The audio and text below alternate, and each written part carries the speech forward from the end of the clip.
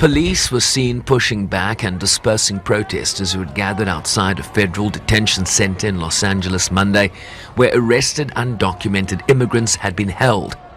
At times using flashbangs and rubber bullets to disperse the crowd, with several arrests also made. And despite some pockets of violence, protests have largely been peaceful despite remaining tense, while pitting local and state officials against the federal government. We didn't need the National Guard. Why on earth? What are they going to do? Do you know what the National Guard is doing now? They are guarding two buildings. They're guarding the federal building here in downtown, and they're guarding the federal building in Westwood. That's what they're doing. So they need Marines on top of it? I don't understand that. That's why I feel like we are part of an experiment that we did not ask to be a part of. California's Governor Gavin Newsom, a Democrat, called the federal deployment of Marines un-American after his state sued the Trump administration, claiming the president illegally federalized the National Guard and trampled on California's sovereignty. This was the first time since 1965 that a president has called up the National Guard to respond to civil unrest without first receiving an official request for assistance from the sitting governor of the state. In suing the federal government, California argues that the federal deployment violates the U.S. Constitution and exceeds the president's authority. California argues that the governor's consent was required to activate the National Guard in their state.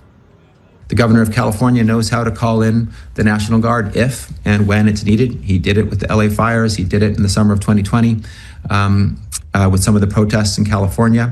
So this is something that is within Governor Newsom's sovereignty, and he did not authorize the use of the National Guard here, did not call for it. Yesterday afternoon, Governor Newsom actually sent a letter to Mr. Hegseth requesting that the secretary rescind the unlawful deployment of troops and return them to the governor's command. The request was ignored. We don't take lightly to the president abusing his authority and unlawfully mobilizing California National Guard troops. President Trump defended his decision while attacking California's governor. We have an incompetent governor, so I talked about governors, but I didn't talk about he's an incompetent governor. Look at the job he's doing in California.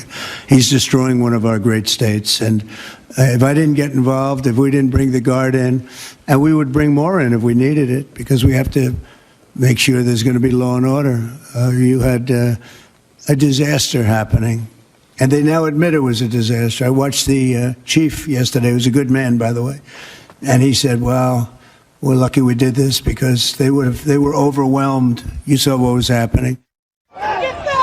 With concerns that deploying the military against Americans was simply adding fuel to the fire over federal sweeps seeking to arrest undocumented immigrants. We're also aware of reports that the president intends or has deployed U.S. Marines to Los Angeles. The introduction of federal military personnel without direct coordination creates logistical challenges and risks confusion during critical incidents.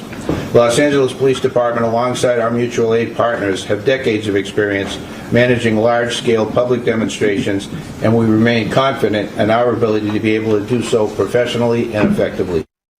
To the public, we fully support your right to peacefully protest, but let me be absolutely clear. Those who choose to incite violence, engage in vandalism or graffiti, or attack officers will be arrested.